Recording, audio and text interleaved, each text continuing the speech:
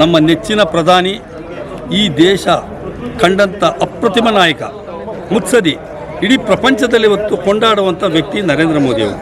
ಆ ನರೇಂದ್ರ ಮೋದಿಯವರ ಹುಟ್ಟುಹಬ್ಬದ ಪ್ರಯುಕ್ತ ನಮಗೆ ರಾಷ್ಟ್ರೀಯ ಅಧ್ಯಕ್ಷರ ನಡ್ಡಾ ಅವರು, ನಮ್ಮ ರಾಜ್ಯಾಧ್ಯಕ್ಷರಂಥ ವಿಜೇಂದ್ರ ಅವರು, ಇಡೀ ದೇಶದಾದ್ಯಂತ ಇವತ್ತು ಒಂದು ಶ್ರಮದಾನ, ತಾಯಿ ಹೆಸರಲ್ಲಿ ಒಂದು ಗಿಡ ನೆಡುವಂಥ ಕಾರ್ಯಕ್ರಮ ಇರ್ಬೋದು.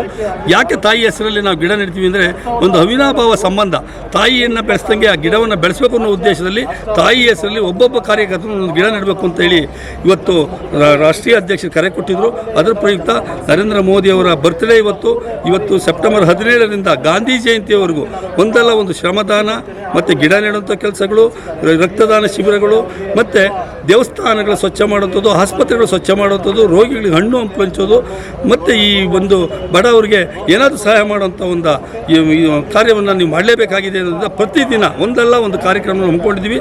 ಇವತ್ತು ನಮ್ಮ ನೆಲಮಂಗಲ ತಾಲೂಕಿನಲ್ಲಿ ಸೋಲೂರು ಗುಡೇಮಾರನಹಳ್ಳಿ ಒಂದು ಸಿದ್ಧಗಂಗಾ ಪ್ರೌಢ ಕಾಲೇಜ್, ಜೂನಿಯರ್ ಕಾಲೇಜಲ್ಲಿ ಗಿಡ ನೆಡುವಂಥ ಕೆಲಸ ಹಮ್ಮಿಕೊಂಡಿದ್ದೀವಿ ಬೆಳಿಗ್ಗೆನೆ. ಮತ್ತು ಇದಾದ ನಂತರ ದಾಬಸ್ಪೇಟೆಯಲ್ಲಿ ಮಠದಲ್ಲಿ ಗಿಡ ನೆಡುವಂಥದ್ದಿದೆ. ಮತ್ತು ಸಂಜೆ ಅನಾಥಾಶ್ರಮದ ಊಟದ ವ್ಯವಸ್ಥೆ ಕೂಡ ಮಾಡುವಂಥ ಕಾರ್ಯಕ್ರಮ ನೆಲಮಂಗಲ ವತಿಯಿಂದ ಹಮ್ಮಿಕೊಂಡಿದ್ವಿ ಪ್ರತಿದಿನ. ಮತ್ತು ನಾಳೆನೂ ಪ್ರತಿದಿನ 12ನೇ ತಾರೀಕಿನವರೆಗೂ, ಅಕ್ಟೋಬರ್ 2ವರೆಗೂ ನಾವು ಒಂದಲ್ಲ ಒಂದು ನಿರಂತರ ಕಾರ್ಯಕ್ರಮವನ್ನು ಹಮ್ಮಿಕೊಂಡ್ಬರ್ತಾ